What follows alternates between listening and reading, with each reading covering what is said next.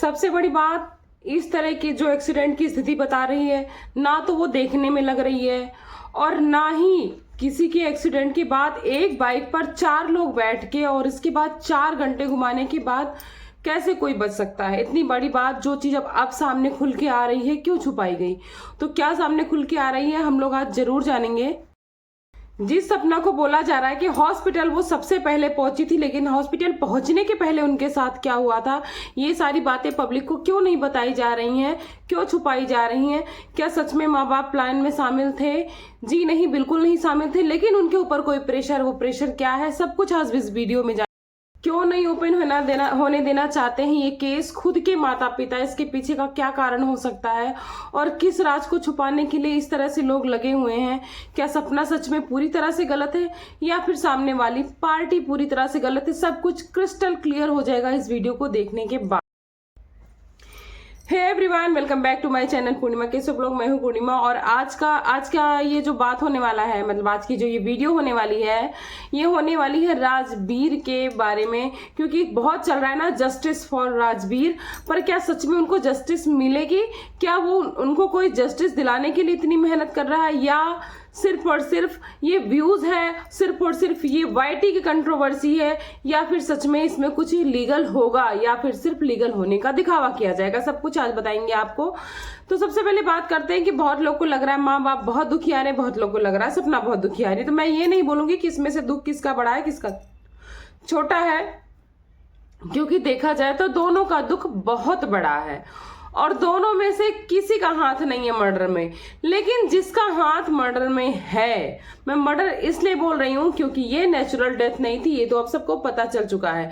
लेकिन मैं ये बता रही थी कि जिसका भी हाथ मर्डर में है, उसने इतनी बुरी तरह से इन लोगों को फंसा दिया है, चक्रव्यूह में ड्रैग कर दिया है कि अब इनके माँ बाप को उसके इशारे पर चलने के लिए मजबूर होना पड़ रहा है। और ड्रैग कैसे किया सब कुछ बताऊंगी आपको, तो वीडियो को बिल्कुल भी स्किप मत करिएगा, पूरी देखिएगा, आपको सब कुछ अच्छे से क्लियर हो जाएगा।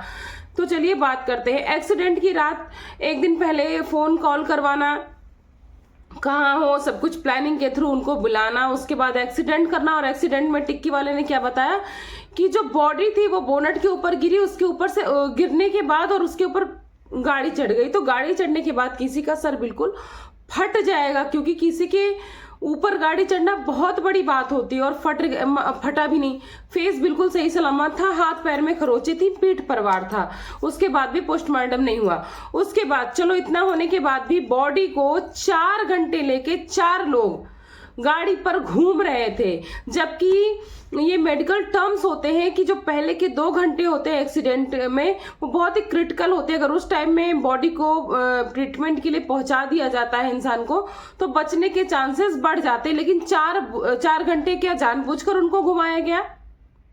क्या 4 घंटे जब वो घूम रहे थे तो उनकी सांसें चल रही थी, या फिर ये बेवकूफी बनाया गया? और हॉस्पिटल पहुंचने के पहले सपना के साथ साथ क्या हुआ, जबकि बोला जा रहा है कि सपना सबसे पहले हॉस्पिटल पहुंच गई थी?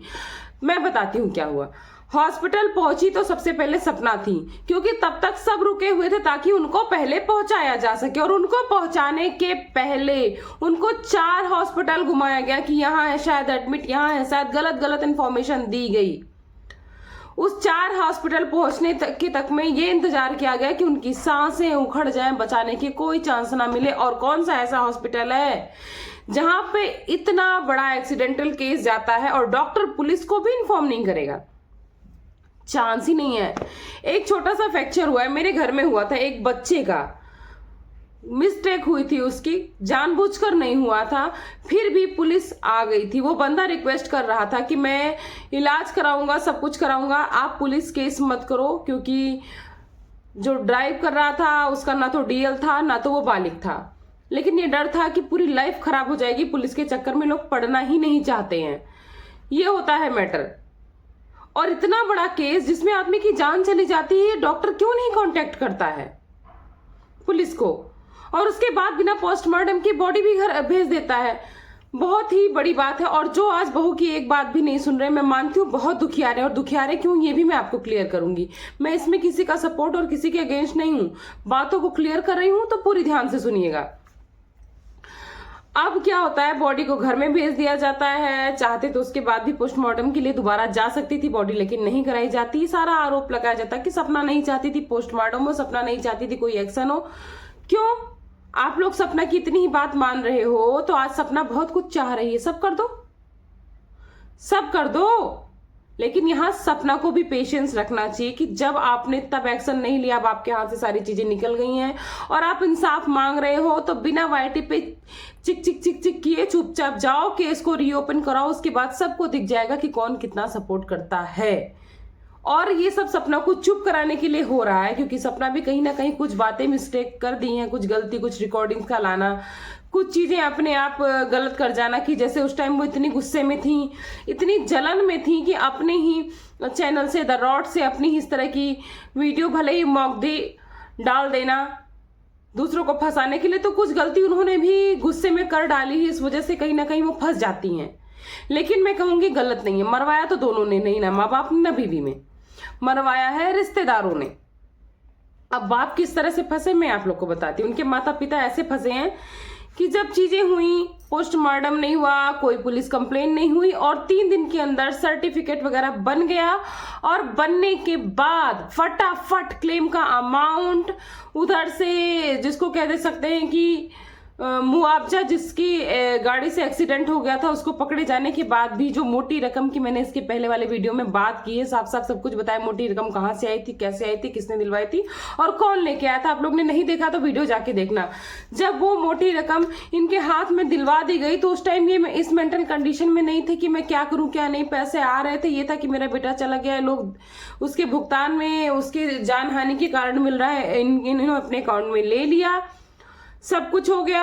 अब इनको ये डर है, मरवाया नहीं, लेकिन अब डर ये है कि अगर अब केस रीओपन होगा तो कहीं ना कहीं मैं भी फंस जाऊंगा, क्योंकि मुझे भी पूछा जाएगा कि डेथ सर्टिफिकेट 3 दिन में, इतनी जल्दी में, इतनी सारी चीजें मिसिंग केस में, कि उसमें कॉज नहीं लिखा है, कि रीजन क्या था मरने का, बीबी का नाम नहीं है, मैरिड अनमैरिड का कोई मेंशन नहीं है, तो आपने इतना फटाफट बनवाया क्यों और पैसे ले क्यों लिए, वो भी अपने अकाउंट में, बीबी बच्चों के अकाउंट में नहीं। तो उनको लगता है कि क्वेश्चन तो मेरे ऊपर भी उठेंगे, फंसूंगा तो मैं भी, क्योंकि वाईटी पे कोई न्याय नहीं होता। जो न्याय होगा वो इनको पुलिस कचहरी थाने में ही मिलेगा, और पुलिस कचहरी थाने में कोई सिंपैथी किसी के लिए नहीं होगी, ना तो विधवा बीवी के लिए होगी, ना तो अनाथ माँ बाप के लिए होगी। अनाथ मैं इसलिए कह रही हूँ क्योंकि उनके आगे पीछे कोई नहीं, बुढ़ापे में ना माँ बाप को भी किसी की जरूरत होती है, उनको भी कोई नाथ चाहिए जो उनकी बुढ़ापा पार कर सके। अब बार बार ये बोल रहे हैं मैं अंशु को लाऊंगा, तो भाई किसने रोका है? आप लेके आओ ना, आप लेके आओ। अब अंशु को चाहे पता हो या नहीं हो, उसको यूज किया गया हो, लेकिन अंशु पूरे प्लान में शामिल थी, चाहे वो जानबूझ के शामिल रही हूं, चाहे अनजाने में शामिल रही हूं, उनको भी यूज किया गया। अगर वो जानती हैं तब तो बहुत गलत कर रही हैं, और उनको ये नहीं लगता कि मैं अभी नाबालिग हूं, मेरी तो शादी वादी भी नहीं हुई है, आगे मेरे फ्यूचर का क्या होगा, मेरी क्या इमेज बनेगी। और बड़ा जो है अकड़ के बोल रही हूँ, मुझे मार दो, मुझे ये कर दो, मुझे वो कर दो, मुझे जेल भिजवा दो, क्योंकि आपको पता है कि नाबालिग को होता ही नहीं है, उसके ऊपर कोई केस बनता ही नहीं है, मैक्सिमम 3 साल की सजा होती है, वो भी सबको मिलती नहीं है, सुधार गृह भेजा जाएगा, तुम्हारी जिंदगी बच जाएगी। तो तुम्हें लगता है, अगर तुम्हें पता है, शायद इसलिए तुम बोल रही हो कि मैं किसी तरह सबको बचा लूं, हीरोइन बन जाऊं, तो अभी बेटा आप समझो, अभी बहुत छोटे हो, अगर आप नाबालिग हो तो इतने बड़े नहीं हो कि आप समझोगे। आपको ड्रैग करके लालच दिया जा रहा होगा कि भाई इतनी की तुम मालकिन होगी, तुम्हारा फ्यूचर पूरा सेटल हो जाएगा। पर फ्यूचर सेटल होने के पहले, बाद में, जब आपको इस चीज का एहसास होगा, क्योंकि जो एहसास किसी चीज का होता है ना, एक मेच्योरिटी के बाद होता है, तो शायद आप अपने आप को जब देखोगे आईने में ना, तो गिल्ट महसूस करोगे कि आज मैं जो हूं वो किस बेस पे खड़ी हूं, किस खून पे खड़ी हूं, किस, अब इससे ज्यादा मैं क्या बोलूं। तो अगर आपने अनजाने में किया तो मैं नहीं जानती कि क्या गलती क्या नहीं, लेकिन अगर जानबूझ के किया तो अभी भी समय है, चीजों को बताओ, राजवीर को न्याय दिलाओ। हो सकता है आप सरेंडर करो तो आपको जो आपके पीछे लोग शामिल थे उनके सरेंडर पकड़े जाए और आपको न्याय मिल जाए, आपको कुछ ना हो। क्योंकि जिस तरह से आपके हाथ कपकपा रहे थे, जिस तरह से आप पैनिक थे, ये तो साफ है कि वो आपसे लाइव करवाई गई थी, आपने खुद नहीं की थी। जितने क्वेश्चन आपको पोक किए जा रहे थे कि इसको पूछो, इसके बारे में डिस्कस किए जा रहे हो, सब आपसे कराया जा रहा था, क्योंकि आप भले ही बालिग नहीं हो लेकिन मैच्योर तो हो। इसके पहले निर्भया कांड में जो मेन कल्प्रिट था वो भी नाबालिग था, लेकिन कांड कितना बड़ा कर दिया था उसने, कितना घिनौना कांड किया था। भले वो बच गया, तो ये कोई ना बोले कि वो छोटी बच्ची है, वो कुछ नहीं कर सकती, वो कुछ नहीं कर सकती। आजकल कोई कुछ भी कर सकता है, जिसका क्रिमिनल माइंड हो वो कुछ भी कर सकता है। मैंने यहाँ दोनों की गलती बताई, मैं ये नहीं बोल रही हूँ सपना भी बहुत सही है, सपना ने भी बहुत सारी गलतियां की हैं। और इनके पिताजी के बारे में बात करते हैं, बेशक आपके पास बहुत दर्द है, लेकिन जब आपके कैरेक्टर पर बात उठी, आपको इतना सीधा बोला गया कि मेरे ऊपर बुरी नजर रखते हैं मेरे ससुर जी, ये वो, तब आपने कोई सफाई नहीं दी, कोई कम्युनिटी नहीं छापी, कोई वीडियो नहीं बनाई। आप तब भी अपने पड़ोसी का चैनल यूज कर सकते थे, अंशु का चैनल यूज कर सकते थे अपनी सफाई के लिए, लेकिन तब आप नहीं आए। अब जब केस रीओपन हो रहा है तो इतनी मिर्ची क्यों लग रही है आपको?